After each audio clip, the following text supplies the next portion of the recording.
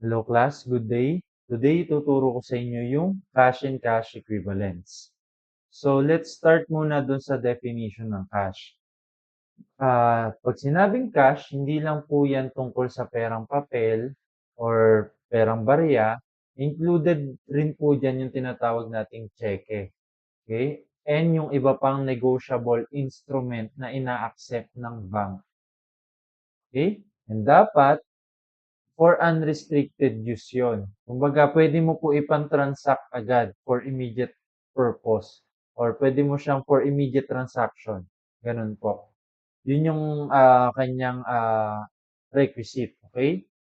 Dapat, kung meron kang pera, para masabing cash talaga yan, pwede mo yan ipan-transact kaagad. For example, meron ka pong utang, nalalapit na yung due date within 12 months yung utang mo, dapat mabayaran mo na. So, kung meron kang pera dyan, dapat yung pera na hawak mo po talaga para masabing cash yan, pwede mo po ipang-settle or ipang-bayad ng utang mo na malapit na mag-due date.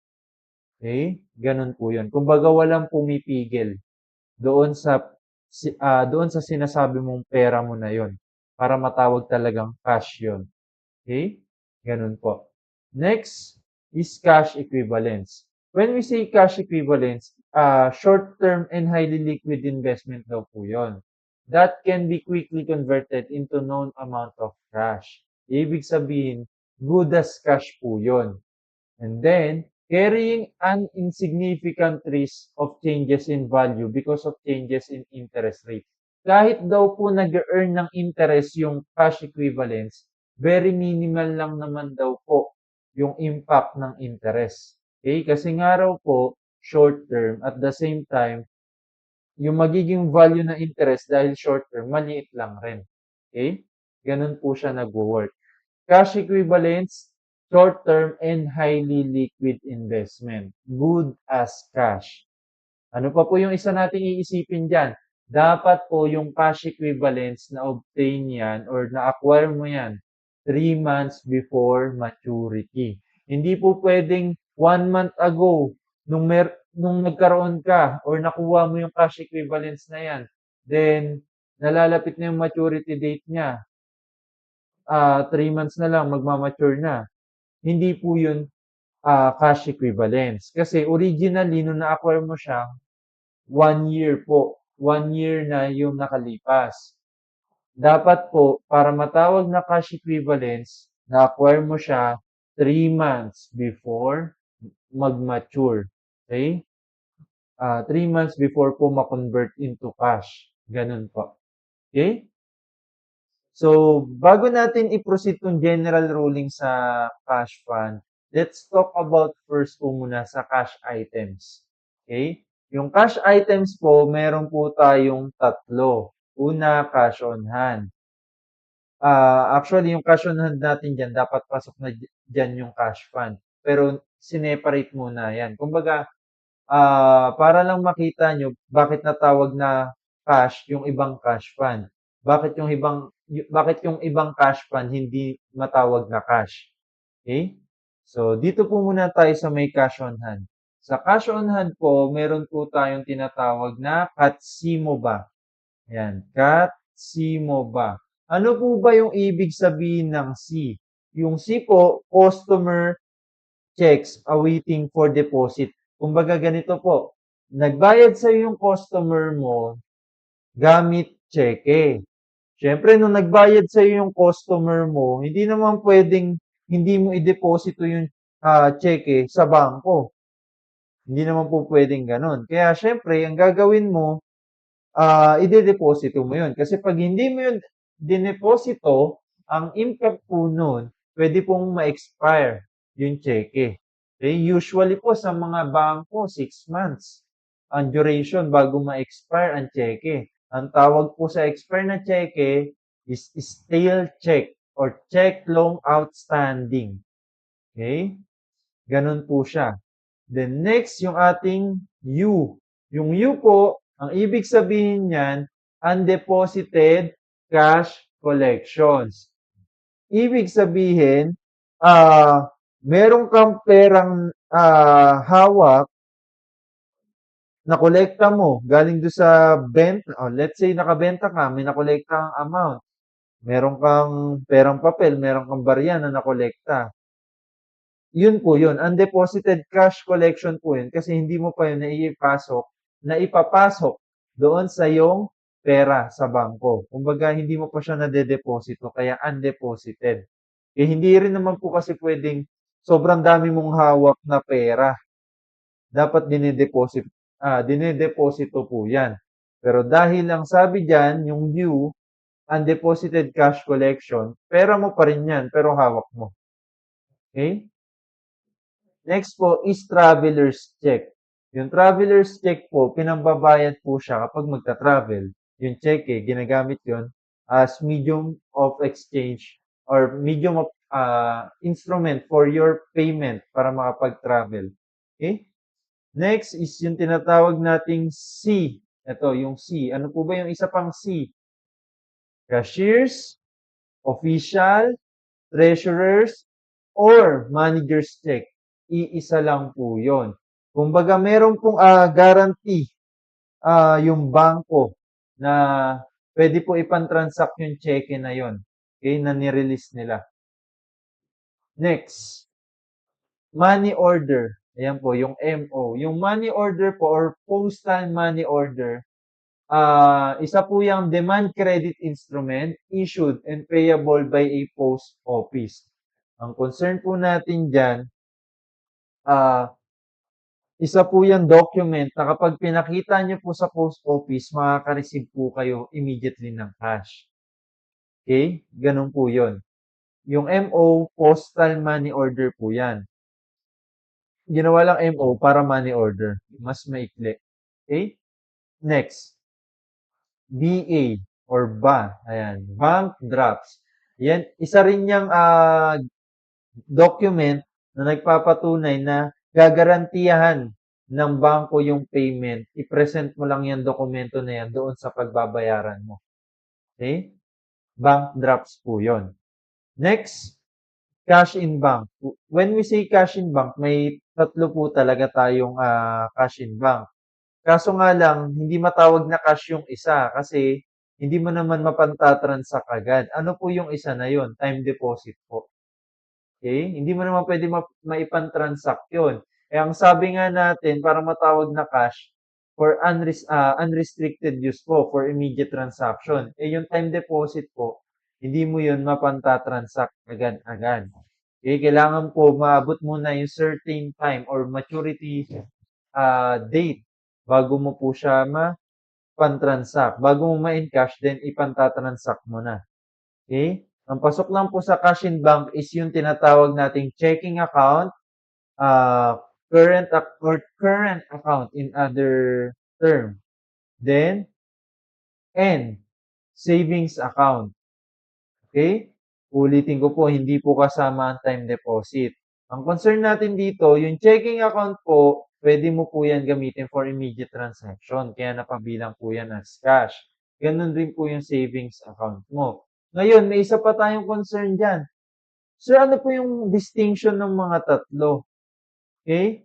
Yung checking account po, usually, hindi po yan interest-bearing. Kumbaga, non-interest bearing po.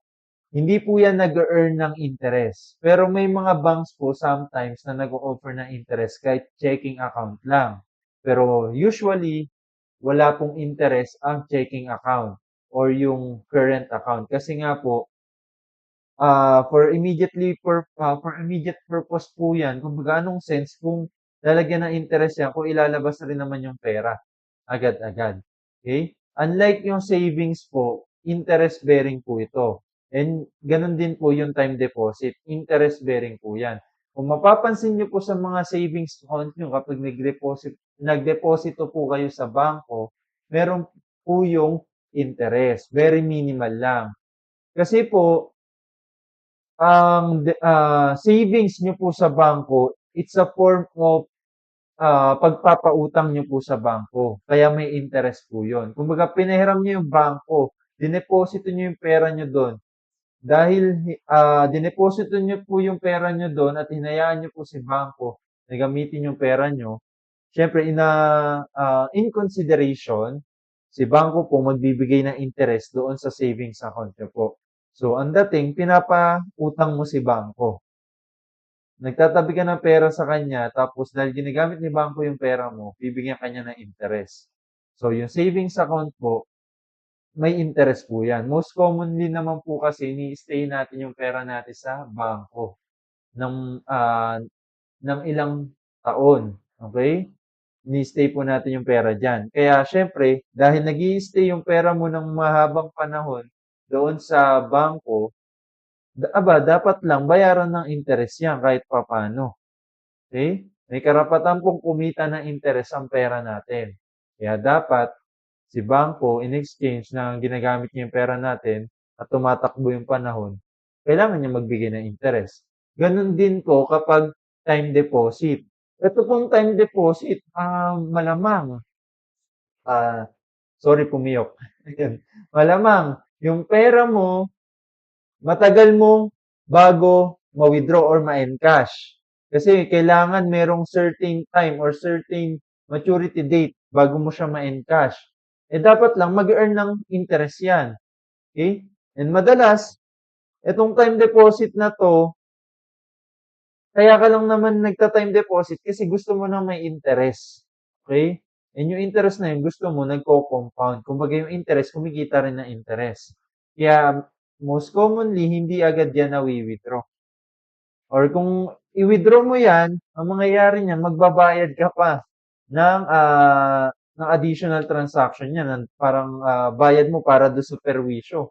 Parang mababawasan pa yung pera mo agad. Kasi nga, winidraw mo agad. Pero, syempre, hindi naman mangyayari na magbabayad ka pa kung hindi mo na mai-withdraw agad. Kasi nga, ang usapan, mawi-withdraw mo lang siya kapag naabot na yung certain maturity date.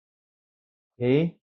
Kapag naabot yun, wala kang babayarang additional cost. Kumbaga, nag-earn ka na ng interest, kumita ka na ng interest, and wala ka ng ibang further pa na babayaran. Okay? Ganun po siya nag-work. Unlike kapag winidraw mo yan, tapos naka-time deposit, baka may babayaran ka pa, hindi malabo. Okay? May perwisyo ka pa na babayaran. Kakaltasan pa nila yung pera mo. Okay? Next. Cash fund for current purpose. So, before po natin i-proceed tong part na to, let's go po muna dito sa general rulings for cash fund. A cash fund classification always follows its related liability. If the liability becomes due within the current period, the non-current cash fund must be reclassified as a current asset. Okay? Meron po kasi tayong mga pondo na for current purpose and for non-current purpose. Ngayon po, kung for current purpose po yan, part po yan as cash. Okay? Matatawag po yung cash. Yung cash fund na yun, na for current purpose. Pag for non-current purpose po, hindi po yan matatawag na cash. Kasi hindi mo naman magagamit agad-agad yun. Kasi nga, ang purpose nun, sa mahabang panahon pa. Pagkalipas pa ng ilang panahon or ilang period pa. Okay? Ngayon, ano po ba itong mga cash fund for current purpose? So, una po, yung kanyang acronym, pinaikli na lang po yan, si PPR Impedit T. Ayun, Impedit T. Di ba? Medyo parang sa unang hirap niyang tandaan. Pero ganito lang po yan. Yung C po dyan, that is change fund. Panukli. Okay? Change fund. So, wala naman ng tanong doon. May pondo ka nakatabi, panukli. Yung panukli na yon for current purpose po yun. Malamang, kapag nagra-run ka ng business, meron ka dapat panukli. Hindi pwedeng wala kang panukli. Okay? Ganun po yun. Kasi kung wala kang panukli, malamang, pwedeng maapektuhan yung operation mo. Okay? Ang concern natin dyan, kasi nga, lagi ka nag-ooperate. Ngayon, expected natin, dapat may panukli ka. Yung panukli na yun, pwede mo dapat ipansukli agad.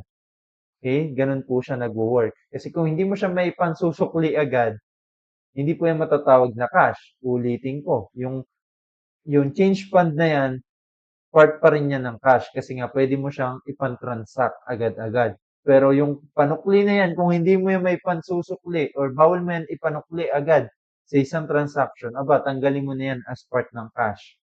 Okay? Ganun po. Next is yung una po nating fee. Yung una nating fee, yan po yung tinatawag nating payroll fund. Kung saan po kinukuha yung pampasahod, saan kinukuha yung pambayad sa benepisyo ng mga empleyado. Yun po yun. And usually, binabayaran mo yung empleyado yung pampasahod sa kanya. Yan, isa yan sa benepisyo ng empleyado, yung kanyang sahod, monthly salary or yung kanyang regular salary. Diyan mo po kinukuha yan, payroll fund. And dahil currently or every month, nagbabayad ka naman talaga niyan ng pampasahod ng empleyado, kinsenas katapusan pa nga eh. So, expected for immediate transaction siya. Kasi nga, ang related liability niya, yung, syempre, magkakaroon ka ng utang sa, sa empleyado kapag hindi mo pa naaabot yung kanyang sahod. Ngayon, kung babayaran mo rin naman agad yung utang mo sa kanya, or mababayaran mo rin naman within 1 year, or within 1 month, or within 15 days, malamang part pa rin yan ng cash mo. For immediate transaction pa rin yun. Okay? Pwede mo nga iabot agad eh. Yung pampasahod ng empleyado mo eh. Okay? Pwedeng, pwedeng i-advance mo. Ganon. Okay? Next is yung tinatawag nating purchasing fund. Ayan, yung isang fee, purchasing fund po yan. Let's say, for example, bibili po ng inventaryo or bibili ka ng office supplies. O let's say, ganun. Iba po yung office supplies ha, iba po yung inventory. Yung inventory, pambenta mo, office supplies for your consumption na po yun, hindi mo yun binebenta. Unless, yun talaga pambenta mo. Pag yung office supply, pambenta mo talaga, hindi part ng inventory mo yun. Pero ang concern natin dito, kapag meron kang pondo na nakatabi para do sa inventory at para do sa mga office supplies mo, part pa rin po yun ng cash. Okay? Yung pera na yon. Kasi po, yung inventory mo is for current purpose po. And ganun rin po yung office supplies mo. Kaya nga po, ang sabi natin dito, dapat for immediate transaction yan. Ngayon, ganito. For example, may inventory ka, nabibilin. Eh dahil nga, usually nagbebenta ka ng inventory, ang expected natin dyan, magagalaw din agad-agad yung cash na meron ka. Dapat ganun yung mangyayari dyan. Kasi kung yung cash na meron ka or yung cash fund na meron ka, hindi agad-agad magagalaw para pambili ng inventaryo at ng office supplies or ng office supplies, hindi po yan matatawag na cash. Yung cash fund na yan. Dapat po yung cash fund na yan na sinasabi mo para sa inventaryo mo at or pambili mo ng office supplies, dapat magagamit mo po agad talaga pambili ng inventaryo or ng office supplies mo. Ganun po siya nag-work. Okay? Parang bumabalik at bumabalik pa rin tayo dito sa kanyang definition na unrestricted use for immediate transaction pa rin po talaga para matawag na cash. Whether whether cash on hand, cash in bank, cash fund, lahat po yan dapat for unrestricted use or for immediate transaction. Okay? Ganun po siya nag-work. Next is yung ating R. R po is revolving fund. Ito po yung pondo na itinabi ng company for a specific transaction na for a specific purpose ng management. Ngayon, expected na yung pondo na yan na tinabi ng management for a specific purpose is for current purpose. Okay? Currently, dapat within the year, magamit na yung pondo na yan para dyan sa sinasabing specific purpose na yan ng management. Dapat ganun po para matawag natin na cash. Okay? Expected na merong mga plano yung management na magtabi ng pera. Okay? May mga plano yan.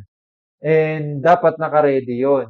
Ngayon, ang concern natin dyan, yung mga plano ba yan plano ba na yan is mangyayari within 1 year?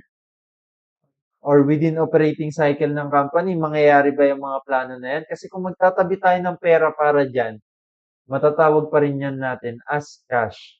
As part ng cash, yung pondo na yan. Okay? Yung cash fund na yan, para dyan sa plano na magaganap within operating cycle ng company or within 1 year ng company,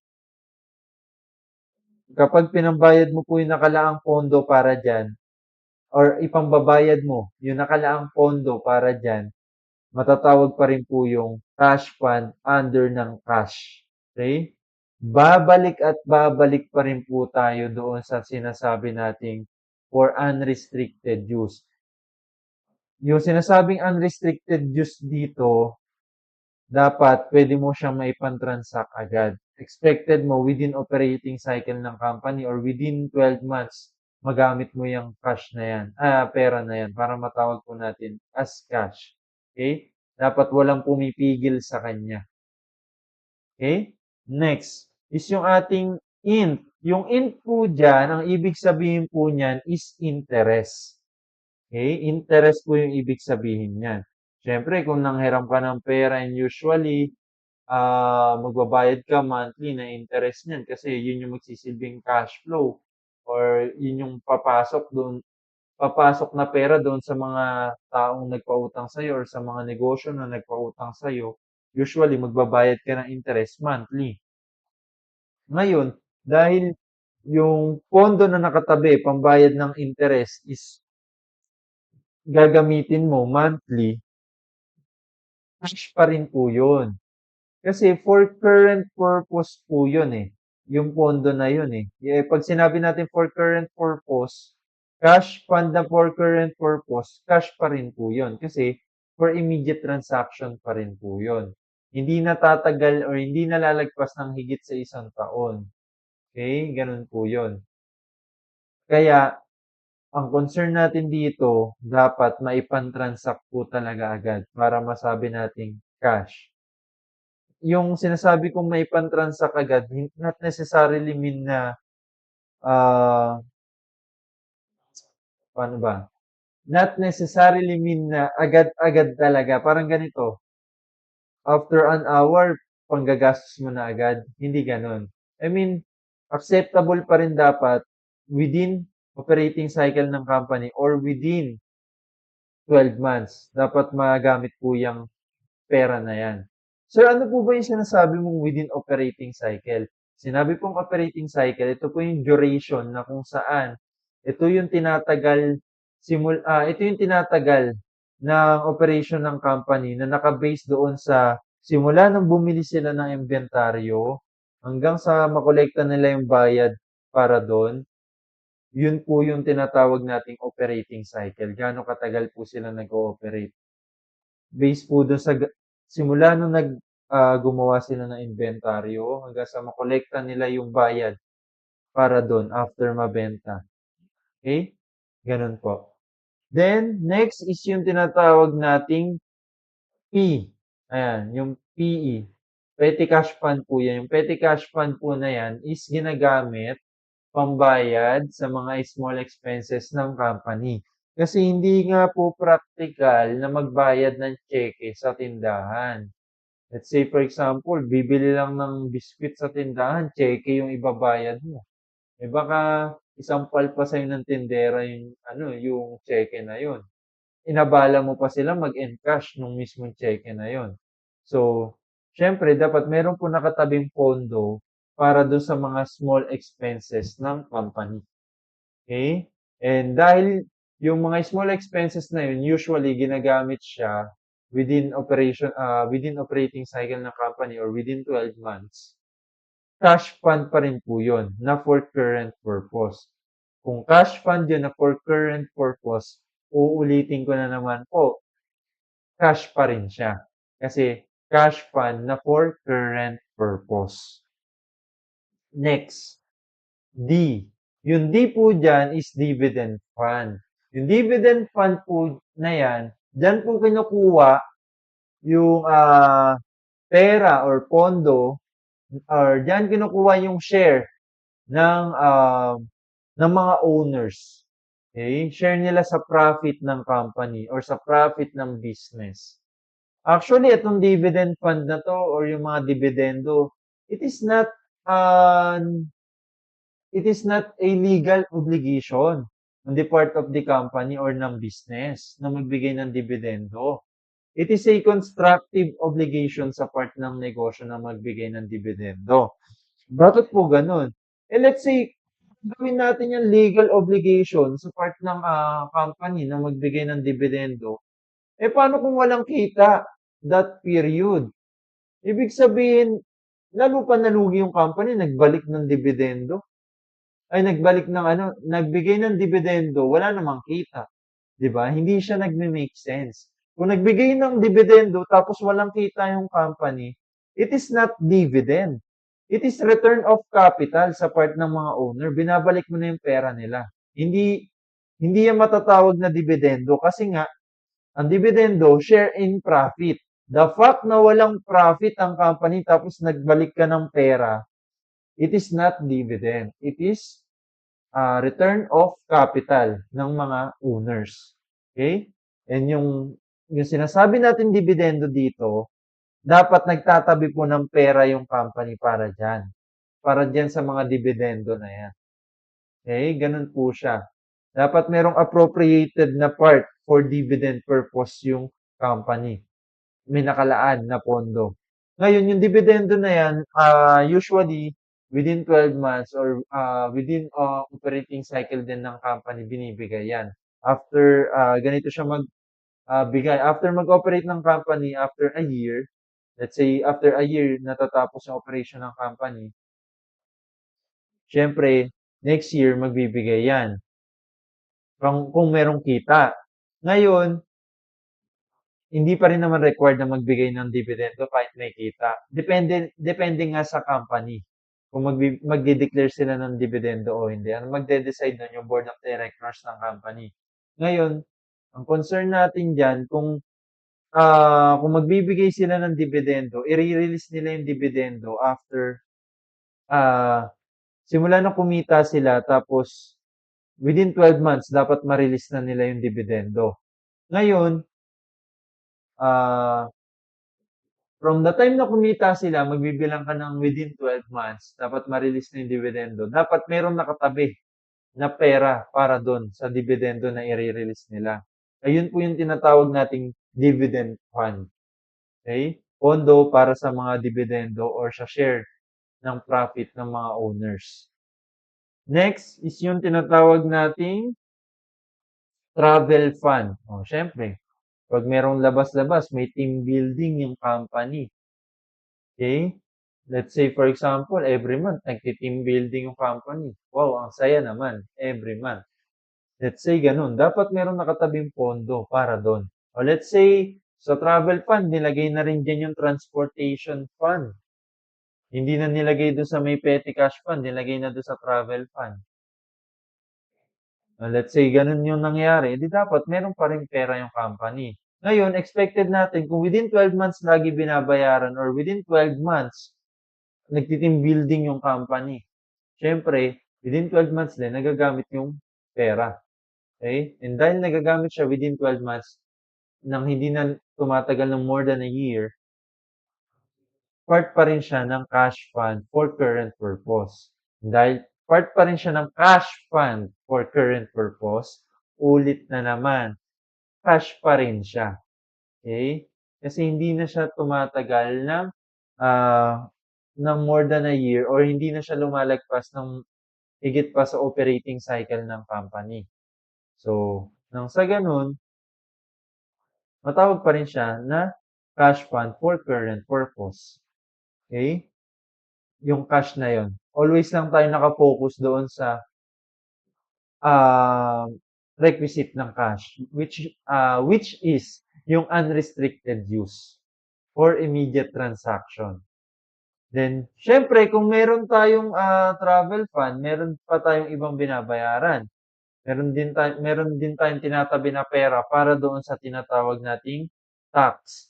Ang tawag doon, tax fund.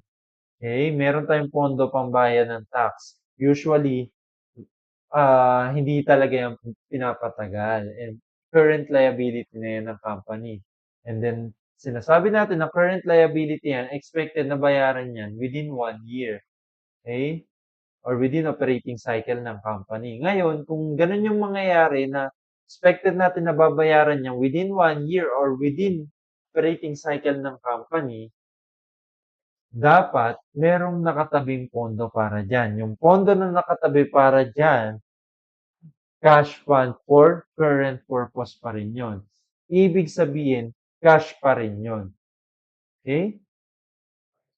So, tapos na tayo dito sa mga cash items na masasabi nating cash talaga. Ngayon, lipat naman tayo dito. Fund for non-current purpose. Una, yung acronym niya. PPAKIS. Wow, PPAKIS. So, sino ba si P? So, basta yun yung acronym niya. PPAKIS. Ano ba ibig sabihin ng P? Yung unang P. Pension Fund. Ito yung pondo na nakalaan para sa pension ng mga naging empleyado mo. Malamang kung ikaw yung yung negosyo. After nila magserbisyo sa'yo, pag nag-retire sila, kailangan mo silang bigyan ng pension. And matagalan yun, long term yun. And dahil yung pondo nakatabi for long-term purposes, hindi mo siya magagamit agad-agad, hindi na siya part ng cash. Okay? Yung pondo na yun for non-current purpose, hindi mo magagamit agad, ibig sabihin mabe-break yung requisite nito, hindi natin masusunod. Ibig sabihin, hindi siya part ng cash. Meron ka lang pondo na nakatabi para do sa pension, pero hindi natin siya pwede sabihing part ng cash. Next is yung preferred redemption fund. Sir, ano po ba yung preferred redemption fund?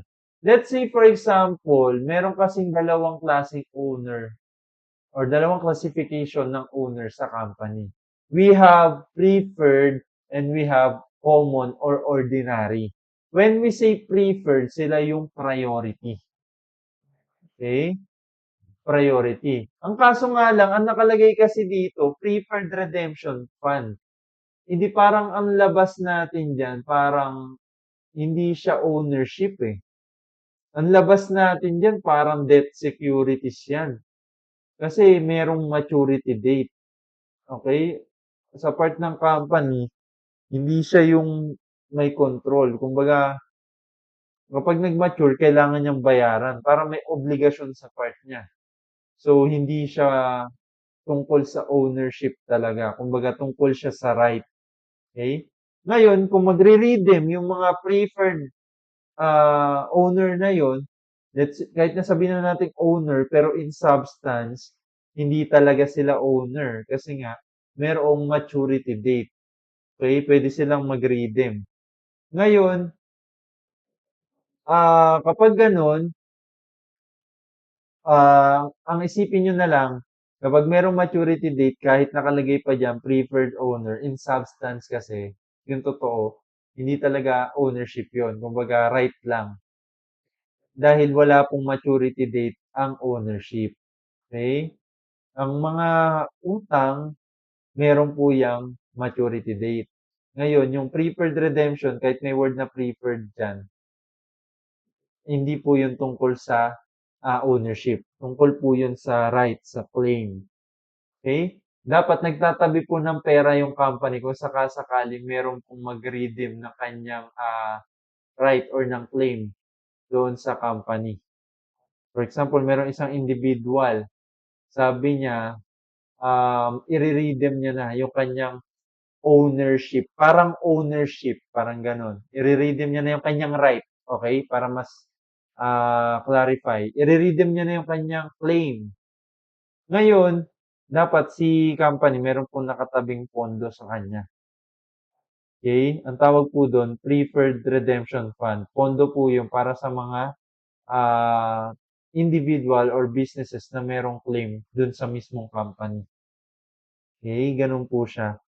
Medyo nakakalito lang po do sa ano niya, sa part ng terminology niya, pero magegets nyo rin po yan later on. Okay? Ulit-ulitin nyo lang po itong video na to para magets nyo. Kasi in substance, may claim lang siya, hindi talaga siya owner. Ina-highlight ko lang tong part na to, medyo technical kasi. Then, okay. Next is yung A. Ano po ba yung A?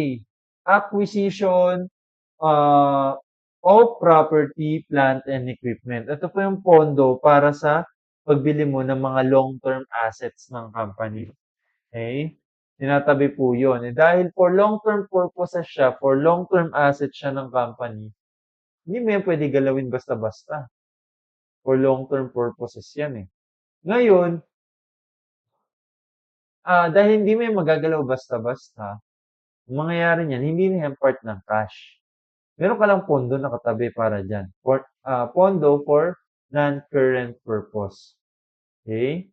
Kasi po yung PPE or yung property, plant, and equipment, these are long-term assets. And syempre, yung long-term assets na yun, let's say for example, um, bibilin mo siya 10 years pa. Okay? Maghintay pa ng 10 years. Ngayon, may nakatabi kang pondo, hindi mo naman pwede galawin basta-basta yun. Kasi nga, meron kang paggagamitan na ah, meron kang bibilin after 10 years. Nakatabi na yung para doon. Ibig sabihin, hindi mo siya magagamit agad-agad. Kasi after 10 years mo pa siya, or sa pang 10 taon mo pa siya magagamit. So, it is not part of cash. Okay? Ganun po siya nag-work. Next, contingent fund. Yung contingent fund po is emergency fund. Hindi mo naman sure kung kailan mangyayari yung ano yung sakuna eh. Expected natin matagal pa pero hindi mo sure kung kailan mangyayari. Ngayon, dapat magtatabi ka ng pera para diyan. So, nang sa ganun, hindi ka magulat. Okay? Or handa ka na meron kang mahuhugot, may emergency fund ka. Dahil hindi mo sure kung kailan mangyayari yan at hindi mo rin naman pwede galawin basta-basta yung emergency fund mo. It is not part of cash. Okay? Kasi hindi mo naman sure kung kailan mangyayari yung sakuna eh. Expected mo matagal pa. Pero hindi mo pa rin naman pwede gamitin agad-agad yung pera. Kasi nga for emergency purpose yun. Ayaw mo namang abala ng sobra. Or ayaw mo namang mamroblema kung saan huhugutin yung pera kapag nagkaroon ng sakuna. So, ang mangyayari niyan, hindi mo na siya matatawag na cash. Hindi mo naman siya pwede magalaw agad-agad yung pera na yun. Hindi mo naman pwede magastos agad-agad eh. Okay? So, next is yung ating insurance fund. Iba pa yung contingent fund, iba pa yung insurance fund. Yung insurance fund, pambayad sa insurance, malamang. Yung isa, contingent fund, parang emergency fund yan na nasa'yo, regardless kung anong mangyayari. Kasi yung insurance fund, pambayad mo doon sa insurance company for specific uh, coverage lang ng insurance. Unlike itong contingent fund, whatever happenings, pwede mong hugutin to basta emergency. Okay? Ngayon, syempre yung insurance fund na yan, matagal mong huhulugan yan. And hindi mo naman pwede galawin basta-basta yung pera mo na nasa insurance. Parang ganun lang rin siya sa contingency fund. Dahil hindi mo siya magagastos agad-agad, expected natin non-current yung fund na yon. Dahil non-current yung fund na yon, hindi dapat siya part ng cash.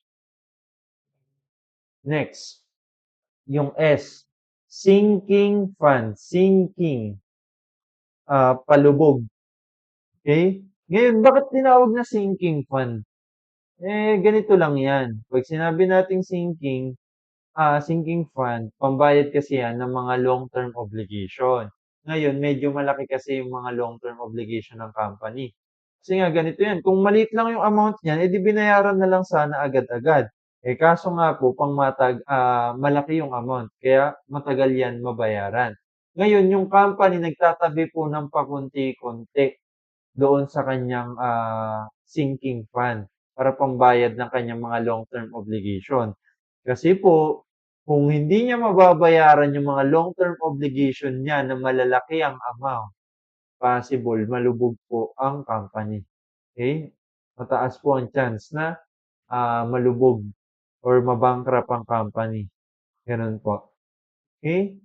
Next. Dito naman po tayo sa investment of cash.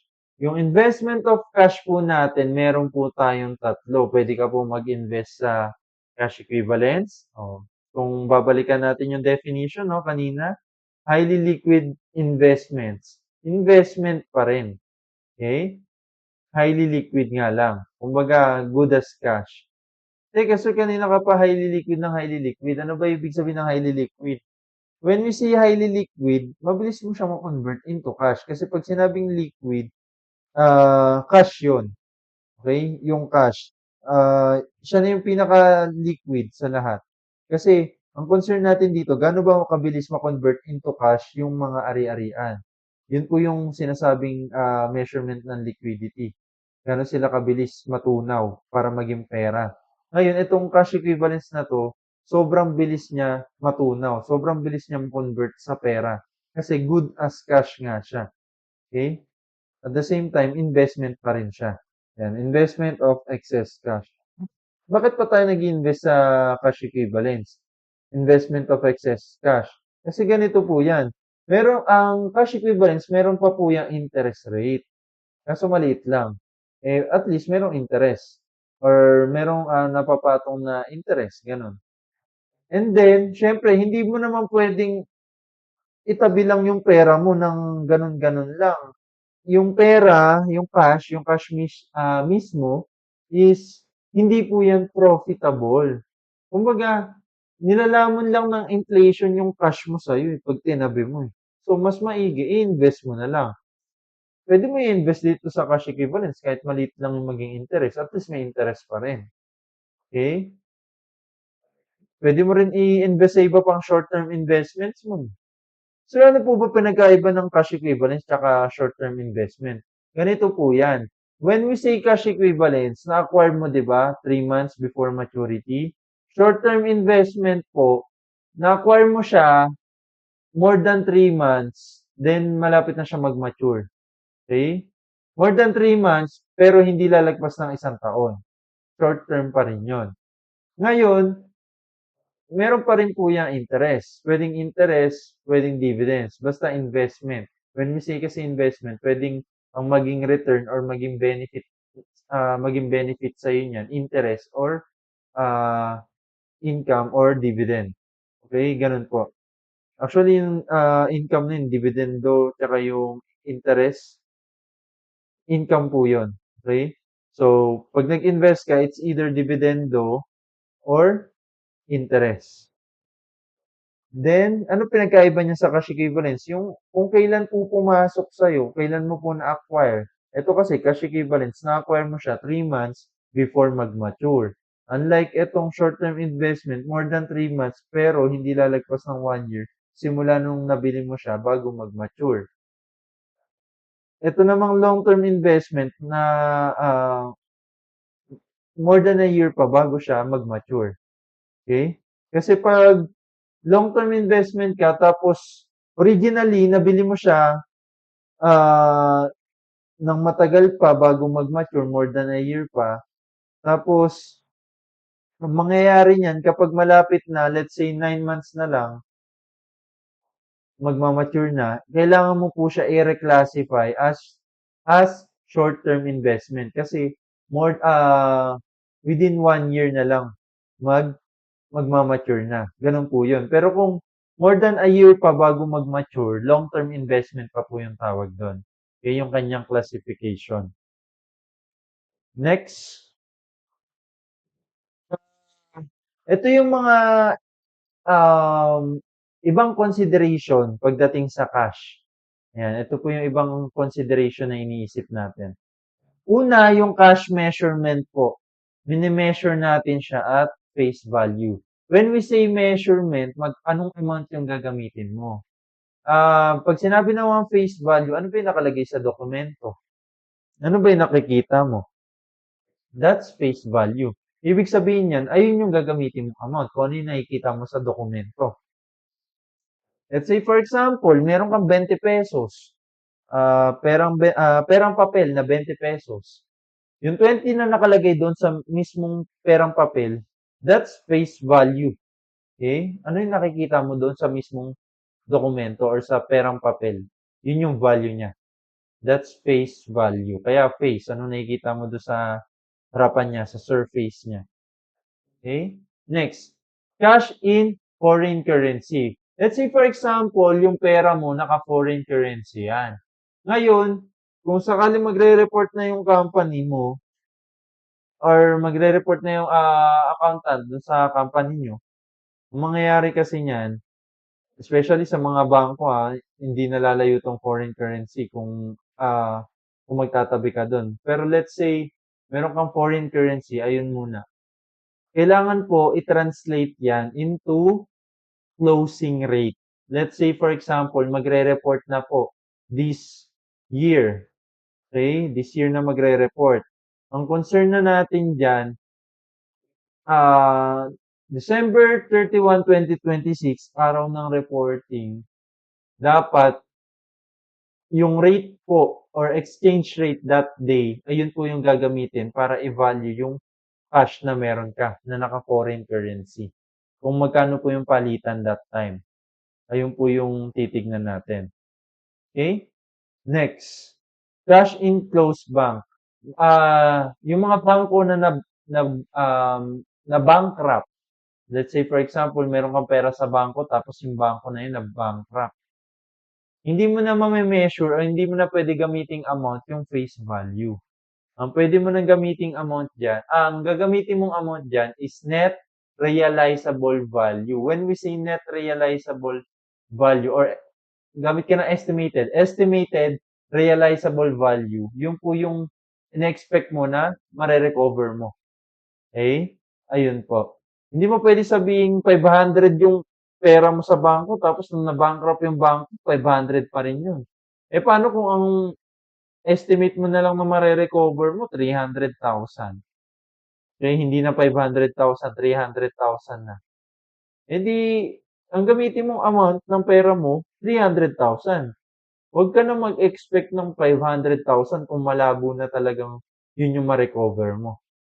Okay? Next, bank overdraft. When we say bank overdraft, nag-negative yung balance mo sa bangko. Okay? Nasobrahan ka ng withdraw. Bank overdraft eh. Pero ang mangyayari kasi niyan, kapag nagkaroon ka ng bank overdraft, may utang ka sa bangko kung nag-withdraw ka ng sobra. Okay? Yun po yung concern natin dyan. Ngayon, dahil may utang ka sa bangko, let's say for example, dalawa yung bank account mo sa iisang bangko. Yung isang bank account mo positive. Yung isang account mo na nag-negative, ayun yung yun yung account na nagkaroon ng overdraft. Ngayon, pwede mo po yan i-offset kasi same bank naman. Okay? Paano sir kapag magkaibang bank account or magkaibang bangko? Yung isang bangko ko, ah, positive. Yung isang bangko ko, negative. Teka, magkaibang bangko na yun. Hindi na yun same bank. Kaya hindi na yun same bank kahit magkaiba yung account. Kumbaga, literal na magkaibang bangko na talaga. Hindi magkaibang account magkaiba yun. Magkaibang bangko, literally parang ganito siya. Example, si BPI. Saka si BDO. Yan, meron kang parehas na account dyan. Ayun, magkaibang account na yun. Hindi mo pwedeng basta i-offset yung amount ng pera mo sa BPI, i-offset mo or babawasan mo ng negative balance mo doon ah, sa BDO. Let's say ganun, BPI tsaka BDO. May pera ka sa BPI, positive yung amount. Yung pera mo sa BDO, nag-overdraft, negative yung amount. Hindi mo pwede sabihing ibawas mo na lang yung nag-negative mo na amount doon sa mismong pera mo sa BPI na positive naman. Unless sobrang liit lang nung amount.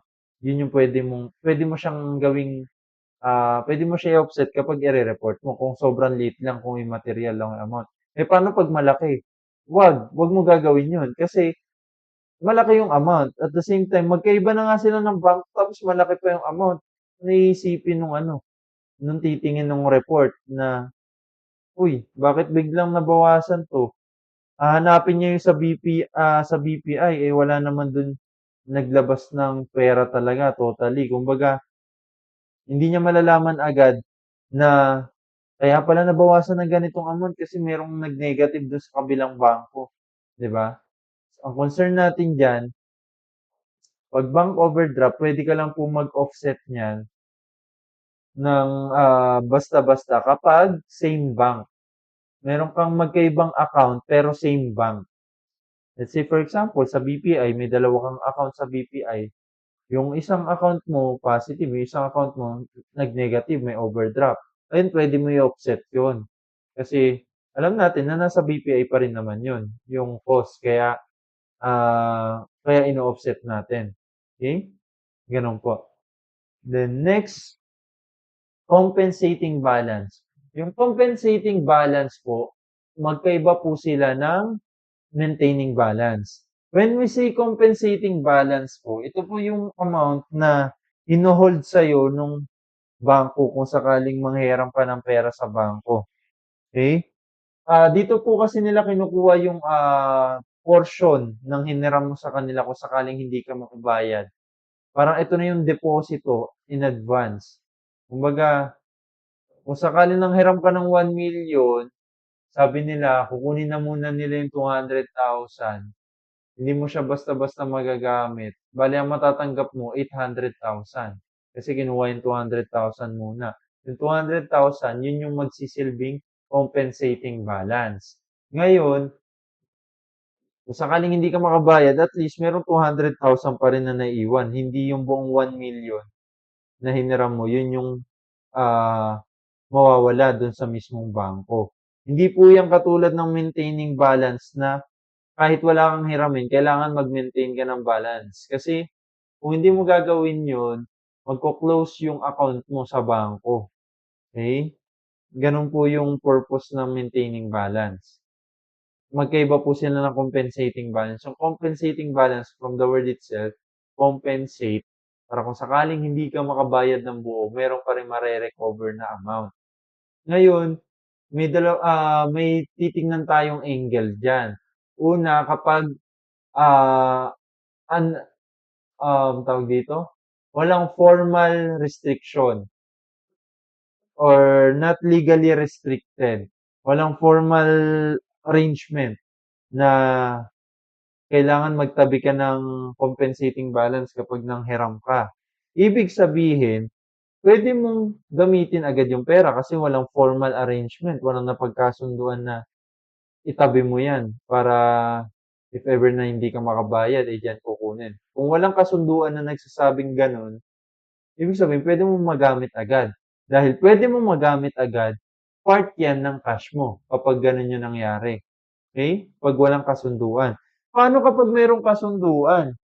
Titignan mo, yung kasunduan ba na yun formal? Kung formal, wala kang magagawa. Hindi na yung part ng cash mo.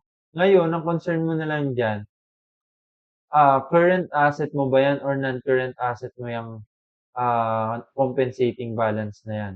By the way, ang tawag dyan, cash held as compensating balance. Pero technically, hindi talaga siya cash. Kumbaga, ano lang, para lang ma-highlights na meron kang cash na naging compensating balance. Pero hindi na talaga dapat part ng cash mo. Ngayon,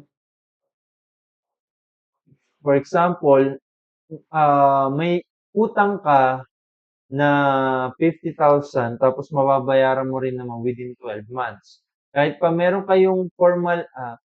meron kayong formal arrangement at yung formal arrangement na yun dahil doon sa short-term obligation, ang ang classification ng compensating balance mo, current asset mo pa rin yun. Kumbaga, for current purposes pa rin.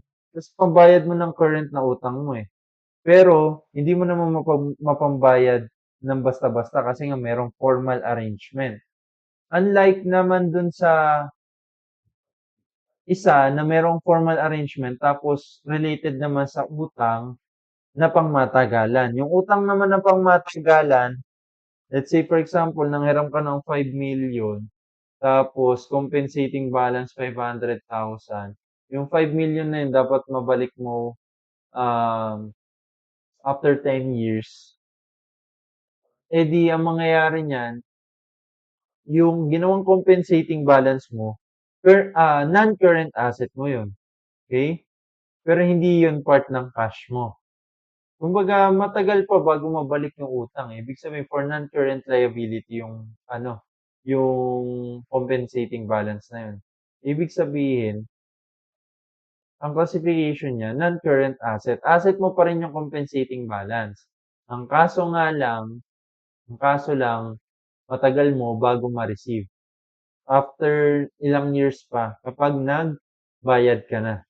Okay? Eh, pag hindi ka nagbayad, malamang hindi yan ibabalik sa'yo. Hindi ibabalik yung compensating balance. Okay? Next, undelivered checks. Yung undelivered checks po, for example, magbabayad ka ng cheque doon sa customer mo. Sorry, sa supplier mo. Magbabayad ka ng cheque. Ngayon, nag-issue ka. Kumbaga, pinirma mo na yung cheque, officially signed na, tapos na-record mo na rin. Ay, ang kaso nga lang, hindi mo pa naaabot doon sa supplier. Eh, kasi may utang ka sa supplier, di ba? Siyempre, pambayad mo yung cheque, hindi mo pa naaabot. Ibig sabihin, pwede pa magbago yung isip mo. Na pwede mo pa magamit sa ibang bagay yung cheque na yon. Ang mangyayari niyan, cash mo pa rin yun, undelivered checks. Okay? Ang mangyayari po niyan, may utang ka pa rin doon sa supplier kasi hindi mo pa naaabot. Okay? Ganun po yung point of view ng undelivered checks. Next, stale checks or check long outstanding. Ito na yung sinasabi ko kanina na expired na yung cheque. Kaya hindi na po magagamit. And usually sa mga bank institution, 6 months bago po mag-expire from the time ng issuance, from the time na malagyan na po ng date. Then, kapag hindi po yan na hindi nagamit or hindi na encash, kung material po yung amount niyan, babalik pa rin po yan, babalik pa rin po yan sa pera mo. Siyempre, ikaw, for example, meron kang binayaran gamit cheque. Tapos nung una, binawas mo na dun sa pera mo kasi nakapag-issue ka na ng cheque. Ang mangyayari po niyan, pag hindi po na encash, ibig sabihin, kailangan dagdagan mo ulit yung cash mo. Kasi hindi pala na encash tapos na-expire na yung cheque. Eh, medyo malaki rin yung ama. Di dapat ibalik yun sa account mo. Di dapat idagdag mo ulit yung cash na yun sa account mo. Yung cheque, cash po yun. Okay? Pero may utang ka pa rin kasi hindi na in-cash nung mismong pinagbayaran mo ng cheque. Okay? Next, is yung tinatawag po natin post-dated checks. Yung post-dated checks po, ito po yung mga cheque na nilagyan mo na agad ng date tapos pinambayad mo na. Ngayon, pinambayad mo na siya kaso nga lang later on pa ma-e-encash um, nung mismong pinagbayaran mo. Ibig sabihin, hangga't hindi pa dumadating yung maturity date kung kailan niya ma-e-encash yung cheque na yon, sa'yo pa rin yun, cash mo pa rin yun. Ganun po siya nagwo-work. Alamin mo po kung kailan mag-e-expire kailan magma-mature yung cheque. Kasi ah, kapag nag-mature po yan, tapos before ka po mag-report or saktong reporting mo, nag-mature po yan, tatanggalin mo na po yan as part ng cash mo. Kumbaga, hindi mo na po pwede sabihin cash mo pa rin yun. Let's say, for example, magre-reporting period na sa company. December 31, 2026, magre-report na ng cash. Ngayon, yung mga cheque mo, yung mga checks mo na post-dated checks, magmamature sila after ng reporting. Ibig sabihin, hindi ma-encash ng mga pinagbayaran mo ng post-dated checks, yung cheque mismo, hindi nila ma-encash yun. Ibig sabihin, hindi nila ma-encash agad. Ibig sabihin, from the time na hindi nila ma-encash agad, tapos magre-report ka na, sa'yo pa rin yung cash. Ibig sabihin, part pa rin yun ng cash mo. Let's say, for example, December 31, 2026, yung reporting period mo. Okay, magre-report ka na. Ngayon, meron kang pinagbigyan ng mga post-dated checks. Ayan, pinagbayaran mo yung mga yung mga supplier mo, pinagbibigyan mo ng post-dated checks. Kaso magmamature yung post-dated checks 2027 pa, January 15, 2027. Ibig sabihin, nung time na magre-report ka ng December 31, 2026, sa'yo pa rin yung cash. Kasi hindi pa ma-encash ng mga ng mga supplier mo na pinagbayaran mo ng ng post-dated checks eh. Okay? Ganun po siya nagwo-work. Next, IOU. Yung IOU po, ibig sabihin po niyan, meron ka pong receivable. May marireceive ka pong amount. Pero hindi na po yan part ng cash. Receivable pa lang. Okay? Iba po yung receivable, iba po yung cash. Receivable, marireceive mo pa lang. Yung cash, cash talaga. As in cash, one transact mo agad, may control ka na agad. Ito, receivable, although may right ka dito, ang concern natin dyan, hindi mo pa kasi nare-receive talaga yung actual na cash. Okay? Parang ganito, hindi pa niya nabibigay yung cheque, hindi niya pa nabibigay yung perang papel, hindi niya pa nabibigay yung ah, perang barya, hindi pa nabibigay ng customer sa'yo. Ibig sabihin niyan, ang mangyayari, wala ka pang cash. Or hindi pa nata-transfer sa bank account mo, ibig sabihin wala ka pang cash. Wala pa na-transfer sa'yo eh. Ngayon, kung merong ita-transfer sa'yo na hindi pa nata-transfer sa'yo, may receivable ka. Okay? Ang tawag po dun, IOU. Okay? Pinahiram mo po eh. Meron ka pong pinahiram eh. Okay? May iba't ibang klase po kasi ng receivable. For simplicity purpose, IOU, receivable po yan. Ibig sabihin, may marireceive ka pa lang.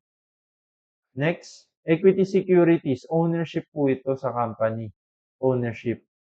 Okay? Wala po yang kinalaman sa cash kung sakaling kapag mag-invest yung company, hindi cash pag mag-invest yung isang individual, hindi cash yung ipapasok niya. Let's say, for example, ang i-invest niya, lupa. Tapos kapalit nun, ownership. Ibig sabihin, walang cash na pumasok sa company kasi hindi naman pera yung pinang-invest eh. Lupa eh. May monetary value yung lupa, pero hindi cash yung lupa. Okay, ganun po. Next, postage stamp on hand. Office supplies lang po ito. Ngayon, prepaid expenses po yan. Kasi yung office supplies na yan, expenses po yan ng company. And madalas, kung meron ka niyan, on hand, di mo pa nagagamit, hindi prepaid expenses po. Binayaran mo na, tapos di mo pa nagagamit. Okay? And alam mo na for consumption yun ng company, prepaid expenses po. Okay? Next, bank overdraft netted from cash in bank.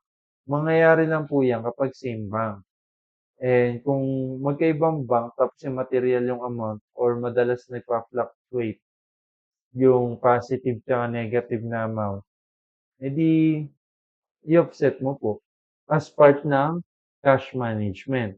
Ngayon, syempre, bihira lang naman i-offset yung negative na bank account doon sa isang bank, then i-offset mo yung sa another bank na panibagong bank account kung sakasakaling immaterial yung amount. Pero most commonly, makakapag-offset ka lang po ng bank overdraft kung sakasakali na same account sa magkaibang account pero same bank pa rin. Okay? Ibang account pero same bank pa rin. Next, redeemable preference share. Ito nga po yung concern natin kanina, ang katumbas po nito, debt securities. Kasi nga po, ang redeemable preference share, meron po yung maturity date. Meaning, meron pong obligasyon ng company na ibigay yung pondo kapag nag-mature na po yung preference share.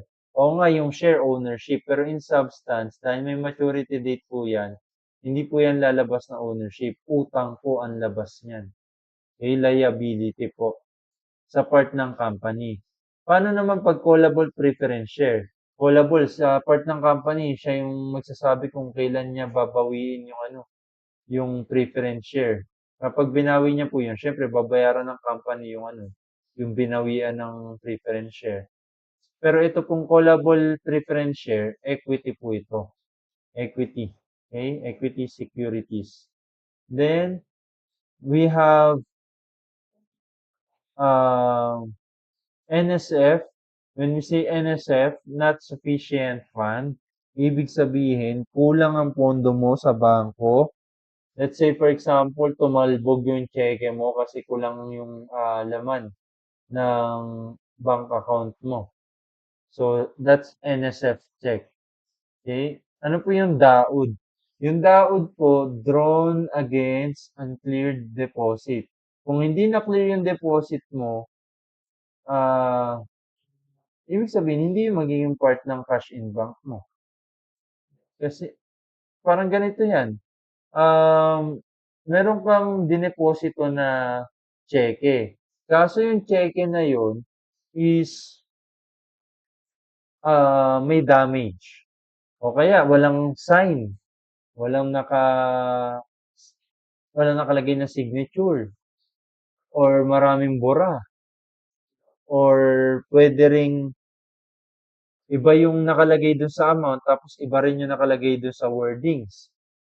Or let's say kulang-kulang talaga yung information.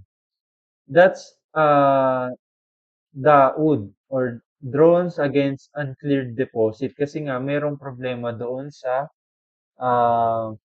mismong cheque na dineposito. So, hindi yun magiging part ng cash mo. Okay? Ibig sabihin, ibalik mo yun kung sino nag-issue nun. Ibalik mo sa kanya yun. Then, mag-release ng panibago. Then, next is yung DAIF. Yung DAIF, parang NSF lang yan. Actually, NSF din yan. Iisa lang yan. Yung DAIF, Drawn Against Insufficient Fund. Ito, not sufficient fund. So, iisa lang yan. Okay? Kulang yung laman, yung pondo mo, nag-withdraw ka, tumalbog, that's NSF check, or drawn against insufficient fund. Then next, prepaid expenses.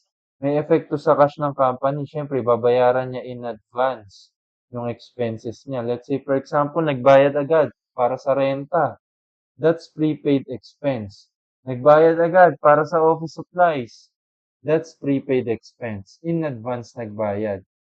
Sir, ano yung FBTPL or FBOCI? Financial instrument lang po yan ng company. FBPL for let's say for trading purposes itong FBPL. Ito pong FBOCI for non-current investment po to na financial asset mo. Okay? Yun lang po yung concern natin dyan. Ngayon, syempre, meron tayong unused credit line naman. Yung unused credit line, ito po yung hindi pa nagagamit na pwede mong hiramin. Yan. Let's say, pinayagan ni bangko manghiram ka sa kanya ng 500,000. Ang nahihiram mo pa lang 300,000. Yung 200,000 na hindi mo pa nahihiram, unused credit line po yun. Hindi yan part ng cash mo kasi hindi mo pa nga nahihiram. Pwede ka palang manghiram dyan pero hindi mo pa totally nahihiram. Next, treasury warrants.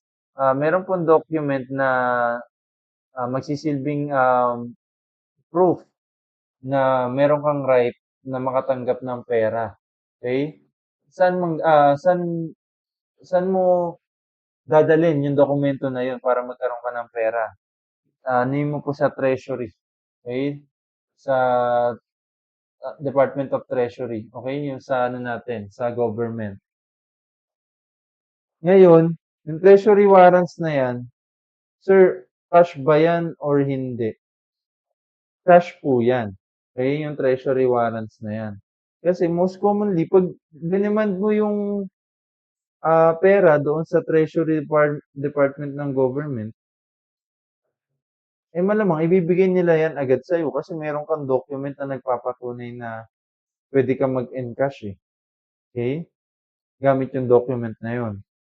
Next, escrow deposit. Escrow deposit po, ang purpose po niyan, let's say for example, meron pong legal cases ikaw na kinaharap, meron pong litigation, may paglilitis, hindi pa po tapos. Eh, syempre, let's say, for example, may ninakaw ka. Yung ninakaw mo na yun, yung hinihinalang ninakaw mo, kailangan i-deposito mo po muna yung amount na yun. Ngayon, yung dineposito mo na amount na yun, this is not part of your cash na po kasi restricted na, hindi mo na siya pwedeng galawin agad-agad. Okay? Kasi under pa nga ng litigation. Ngayon, receivable mo siya. Hindi mo nga lang sure kung kailan mo marireceive. Kapag hindi mo sure kailan marireceive, that's non-current on your part. Okay? Other non-current mo siya na asset. Pero kung sakaling mapatunayan na nagnakaw ka talaga, eh tatanggalin mo na siya as part ng asset mo. Although nung una, hindi na talaga siya part ng cash mo kasi nga restricted na yun, hindi mo na pwede gamitin. Then nalipat siya as part ng iba mong non-current asset, ng iba mong non-trade receivable. Kumbaga, ang mangyayari niyan, mawawala na yung receivable mo. Okay? Kasi natalo ka sa case. Then next is yung unrecorded cash disbursements. Ibig sabihin, ibawas mo lang dun sa cash na nabilang mo or cash na yung cash na nasa record mo. Kasi meron ka pa palang babayaran tapos hindi mo kinaltas doon sa cash mo. Ikaltas mo siya kasi nga dapat yung kung ano lang yung amount na pwede mong gamitin sa iba pang bagay, yun lang yung cash mo. Ngayon, kung meron ka na record tapos alam mong meron kang dapat bayaran pa na hindi mo nare-record pa, ibawas mo na dun sa cash mo kasi in the first place, hindi mo na pwede gamitin yung amount na yun sa ibang bagay. Kumbaga, kailangan mo na lang siya ipambayad dun sa iba mong hindi pa nare-record na bayarin. Okay, ganun po. Next, unrecorded cash collection, idagdag mo lang to sa cash mo kasi hindi na-record eh. Meron ka palang na-collecta eh, dagdag mo doon sa cash mo. Next, certificate of time deposit. Ito lang po yung proof na meron kang deposito doon sa bangko. And yung deposito na yun, nag-earn ng interest. And compounding po yun. Ibig sabihin, yung interest, nagkaka-interest pa. Okay? Proof of deposit po itong certificate of time deposit. Next, cash shortage and cash overage. Yung cash shortage po and cash overage, ang concern lang natin dyan, kung let's say for example, meron kang cashier, meron kang negosyo, tapos merong cashier na doon. Yung cashier mo po ba na short? Ibig sabihin po nung na short is kulang po ba yung hawak niyang pera nung natapos yung operation that period or that specific day? Kung or that specific year, kung every year ka nagka-cash count, kulang po ba yung pera na hawak ng cashier? Kasi kung kulang yon, cash shortage po yon. Kung sobra yon, cash overage po yon. Ngayon, aalamin mo ano yung naging cost nun. Kung bakit nagkulang. Let's say, for example, kasalanan ng cashier. Bakit nagkulang? Ang mangyayari po nun, magkakaroon ka po ng ano, ng receivable doon sa cashier mo. Kasi ibig sabihin, may babayaran sa yung cashier kasi kasalanan niya eh. Unlike, walang kasalanan yung cashier.